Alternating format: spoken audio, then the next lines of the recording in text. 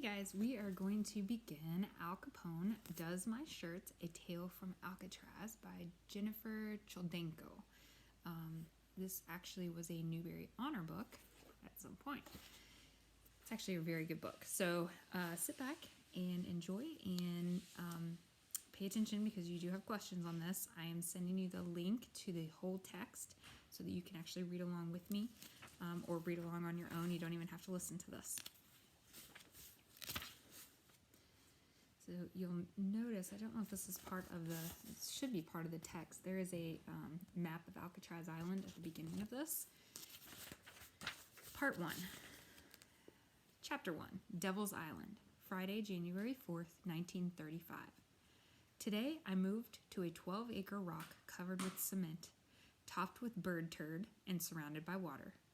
Alcatraz sits smack in the middle of the bay, so close to the city of San Francisco I can hear them call the score on a baseball game on Marina Green.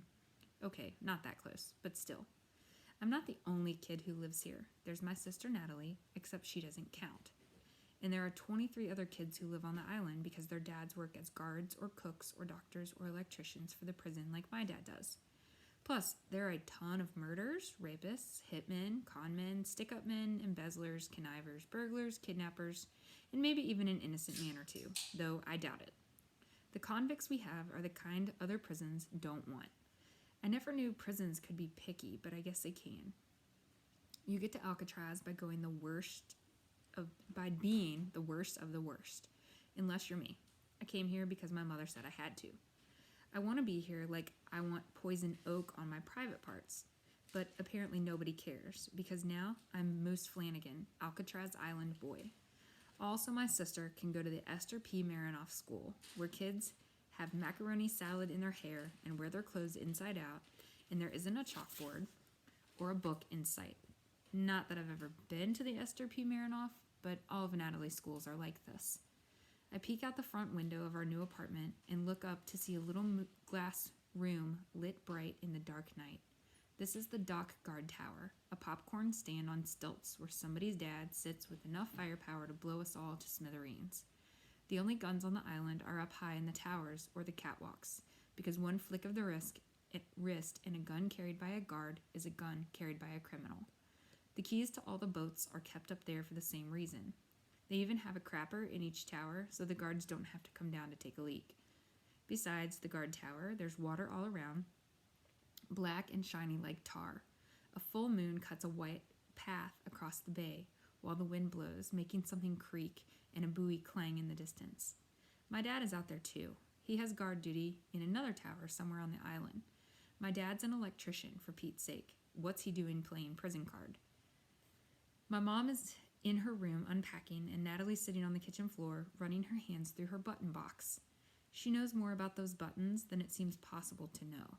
If I hide one behind my back, she can take one look at her box and name the exact button I have. Nat, you okay? I sit down on the floor next to her. Moose and Natalie go on a train. Moose and Natalie eat meatloaf sandwich. Moose and Natalie look out the window. Yeah, we did all that. And now we're here with some swell fellas like Al Capone and Machine Gun Kelly. Natalie Flanagan's whole family. Well, I wouldn't exactly say they're family. More like next-door neighbors, I guess.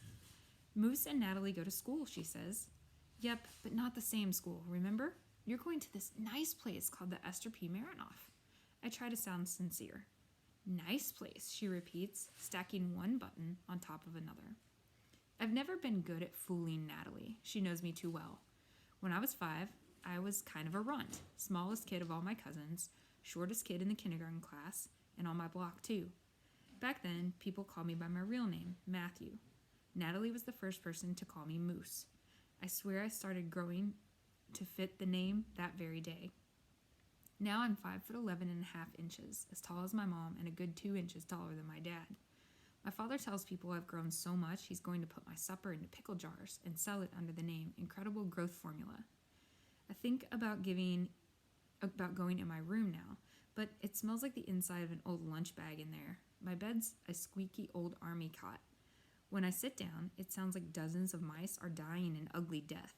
There's no phonograph in this apartment. No washing machine, no phone, there's no radio cabinet, but someone yanked the working... There's a radio cabinet, but someone yanked the workings out. Who gutted the radio anyway? They don't let the criminals in here, do they? So I'm a little jumpy, but anybody would be. Even the silence here is strange. It's quiet like something you can't hear is happening. I think about telling my best friend Pete about this place. It's the Devil's Island. Do, Pete would say in a deep, spooky voice like they do on the radio. Devil's Island. Do. I whisper just like Pete. But without him, doesn't seem funny. Not funny at all. Okay, that's it. I'm sleeping with my clothes on. Who wants to face a convicted felon in your pajamas? Chapter 2. Errand Boy. Saturday, January 5th, 1935. When I wake up, I feel kind of foolish having slept with my shoes on and my baseball bat underneath the covers with me. My mom's banging around in the tiny hall outside my room. I stick the bat under my bed. Where's Dad? I ask. Right here, my dad answers from the living room. He's sitting on the floor with Natalie, holding a pile of buttons in each hand. Dad, could you show me the cell house? And then maybe we could play ball? I sound like I'm 6 and a half now, but I can't help it. He's been gone forever, and I hardly got to see him at all yesterday. It's lonely in my family when he's not around. His smile seems to lose its pink. He puts Natalie's buttons down in 2 careful piles, gets up and brushes his uniform off. I follow him into the kitchen. You're not working today, are you? I'm having a devil of a time setting up extra circuits in the laundry. Yeah, but you worked last night. My mom squeezes by to run her hands under the tap. Your father has 2 jobs here, Moose. Electrician and guard. 2, Natalie calls from the living room. 2 jobs. 2. Doesn't anyone in this family believe in private conversations? I could help you, I offer. He shakes his head. You're not allowed in there. Convict areas are off limits to you kids, he said. I'm not a kid. I'm taller than you are. Go ahead, rub it in, he laughs. But at least I don't have those big feet either. They're an affliction, those feet. He grabs my head and knocks on it. I haven't seen you for 3 whole months, I say. 2 months, 22 days. 22 days, Natalie calls out. That's right, Sweet Pea. You tell him, my father calls back. I'll bet you took Natalie out this morning, didn't you? The question comes shooting out before I can stop it. Oh, for goodness sake, Moose. My mother looks up from where she's jammed in the corner, scrubbing the icebox. You weren't even up. Well, that isn't fair, I say, though I know better. Don't talk to me about fair, young man. Don't get me started on that one. My mother glares at me. I'm sorry, Moose, my father says. He reaches for his officer's hat and settles it on his head. There's nothing I'd like better than to spend the day with you. You know that. His eyes look at me, then quick away. Wait, you're leaving now? I ask. He groans. Afraid so, but there will be plenty of time to spend together. I promise, buddy, okay? He smiles, kisses my mom and Nat goodbye, and heads for the door. I watch him walk by the front window, his head bobbing like his foot hurts.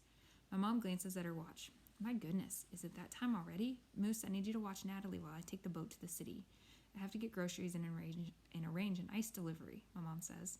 Ice? I ask. We can't afford an electric refrigerator. We gotta keep this one. She taps the old ice box. They have a grocery downstairs, though, right? Well, it doesn't have much. Try to do some unpacking while I'm gone. 11, 12, 13 are all your stuff. My mom points to the crates, each numbered by Natalie. She takes off her apron and puts on her coat, her gloves, and her hat. You're leaving now, too? I ask. I'll be back as soon as I can. Take good care of her, okay? My mom grabs my arm and squeezes it. I know she's thinking about what happened on the train yesterday. I had gone to take a leak, and when I came back, Nat was kicking and screaming. She pulled a curtain off the rod and sent her button box flying down the aisle. My mom had her arms around Nat, trying to keep her from hurting anyone. The conductor and the motorman were yelling, people were staring, one lady was taking pictures. My mom finally got her calmed down by sitting on her right in the middle of the train aisle. I don't know which was more embarrassing, Natalie's behavior or my mother's. Sometimes Nat's tantrums go on for days and nothing makes them stop. It's impossible to know what will set her off. She looks pretty peaceful now, though. Sure, Mom. I follow her to the door. I didn't really mean what I said about it not being fair that Natalie got to go out with Dad this morning. I didn't. You know I didn't. Mom? She sighs. All right, Moose, just keep your eye on Natalie, okay? I watch her leave. A haze rises from the bay like a wall of gray, closing me off from everything.